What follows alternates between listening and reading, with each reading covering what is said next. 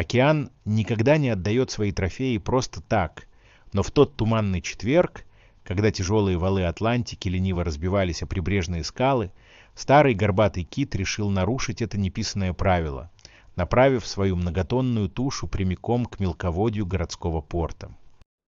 Жители небольшого приморского городка, привыкшие к спокойному ритму жизни, в изумлении высыпали на набережную, наблюдая, как морской гигант, пуская мощные фонтаны пара, настойчиво подталкивает к самой кромке прибоя странный, обросший плотными колониями морских уточек предмет, который издалека казался лишь бесформенным куском старой рыболовной сети. Капитан порта Виктор Петрович, человек суровый и мало склонный к сантиментам, чье лицо было изрезано морщинами, как старая морская карта, распорядился немедленно спустить на воду катер, чтобы проверить, не представляет ли этот странный подарок опасности для навигации. Когда матросы с трудом вытащили на гальку тяжелый, пахнущий йодом и вековой сыростью сверток, выяснилось, что это был старинный брезентовый рюкзак экспедиционного типа, который благодаря особому составу ткани и герметичным застежкам умудрился сохранить свою форму даже спустя десятилетия пребывания в соленой бездне. «Петрович, глянь, эта рыбина словно специально ждала, пока ты выйдешь на пирс, прежде чем окончательно столкнуть эту ношу на берег», — прошептал старый лоцман, указывая на кита, который замер в сотне метров от берега, медленно взмахивая огромным плавником, будто прощаясь с людьми.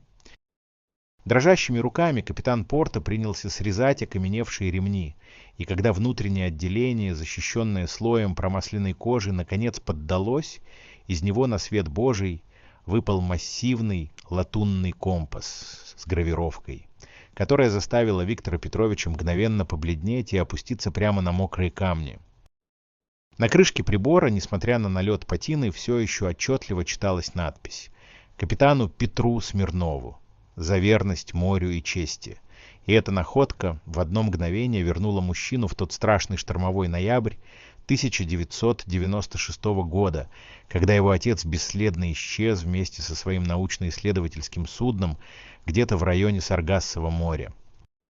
Все эти годы Виктор жил с незаживающей раной, полагая, что пучина навсегда поглотила последнюю память об отце. Но кит, который, возможно, видел ту катастрофу своими глазами или просто нашел этот рюкзак на затерянном подводном шельфе, решил, что время забвения подошло к концу. Когда Виктор поднял компас и прижал его к груди, чувствуя холод металла, кит издал долгий вибрирующий звук, от которого задрожали стекла в портовых постройках, и медленно ушел на глубину, оставив людей в полном молчании перед лицом великой тайны, которую природа иногда соглашается раскрыть тем, кто не переставал надеяться. Дорогие друзья, если вам понравилось видео, поставьте лайк, а также подписывайтесь на канал, где наши авторские истории выходят каждый день.